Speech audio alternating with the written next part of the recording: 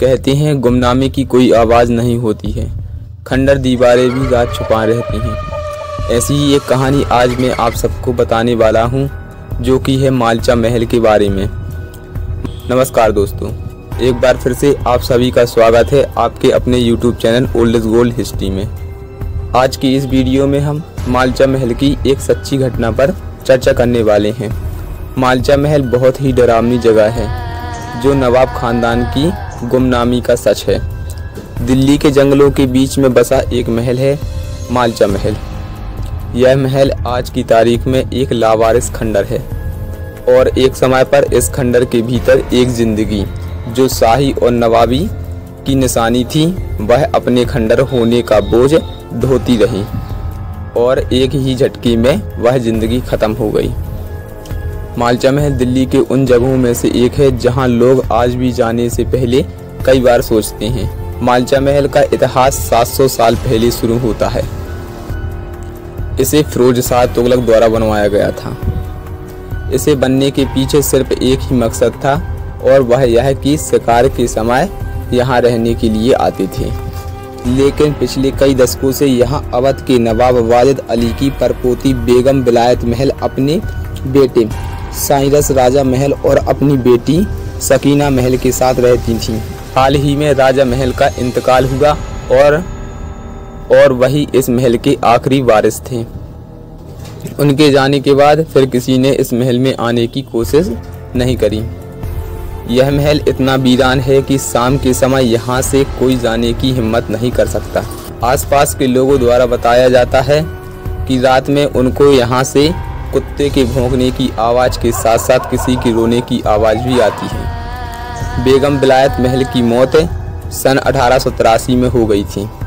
बेगम की मौत के बाद उनकी लाश 10 दिन तक पढ़ने लिखने वाली टेबल पर पड़ी रही और उनके बच्चे रो रो के उनकी मौत का मातम करते रहे।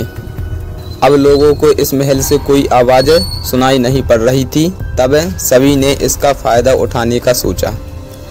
सभी को यह लग रहा था कि विलायत महल में ज़रूर बेशुमार खजाना छुपा होगा।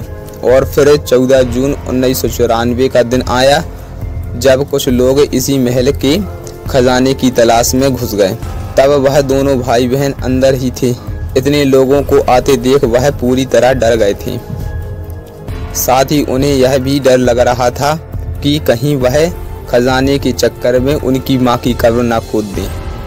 उसके बाद मौका देख भाई बहन ने खुद ही कब्र खोद दी और अपनी मां की लाश को जला डाला ताकि कोई इस मृत शरीर को नुकसान न पहुंचा सके। जब बेगम जीवित थी तब वह वक्त था जब उनके पास 28 कुत्ते थे, लेकिन आसपास के लोगों ने इन सभी कुत्तों को जहर देकर मार दिया। इसके बाद से उस घर की बुरी किस्मत शुरू हुई। मतलब अब वह घर भूतिया हो चुका था। सांप, बिच्छू, चमगादड़ जैसे जानवर उसमें अपना घर बना चुके थे। जब इस घर की ऐसी हालत हुई तब सरकार ने इसका निरीक्षण करने का सोचा और एसआई के एक ऑफिसर धर्मवीर शर्मा को इस महल की जांच करने के लिए भेजा गया। जब वह उस घर में तलाशी कर रहे थे तब एक लंबा सा सांप छत के ऊपर से उनके ऊपर आ गिरा। धर्मवीर जी ने उसी वक्त कहा कि वह इस महल में कभी नहीं जाएंगे।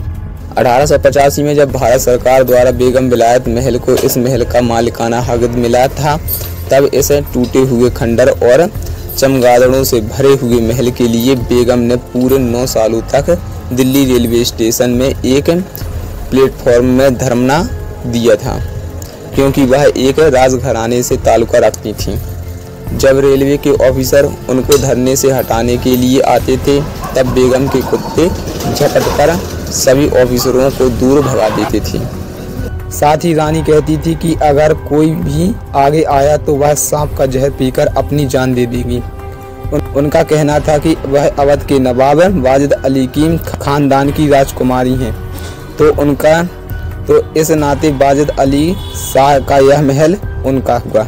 कमाल की बात यह थी कि वह ऐसी महल का मालिकाना हक मांग रही थी जिसमें ना दरवाजे थे ना ही कोई खिड़की, बस सांप बिच्छू और खूंखार जानवर उसमें घूम रहे थे।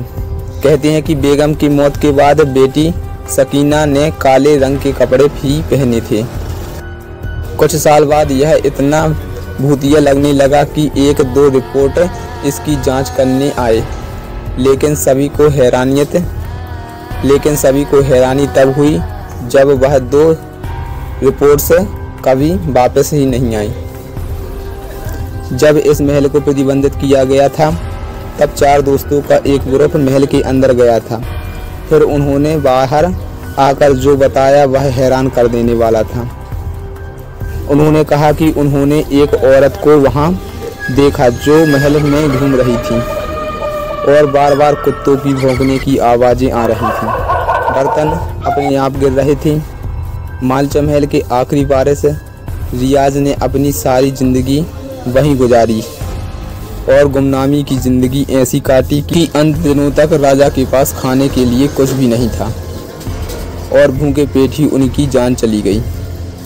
आप सभी को हमारे द्वारा दी गई जानकारी अच्छी लगी हो तो वीडियो को लाइक और चैनल को सब्सक्राइब जरूर कर लें और साथ ही बेल आइकन को भी दबा दें, जिससे आप सभी को लेटेस्ट वीडियो की नोटिफिकेशन मिलते रहेंगे। तो चलिए मिलते हैं अपनी अगली वीडियो में।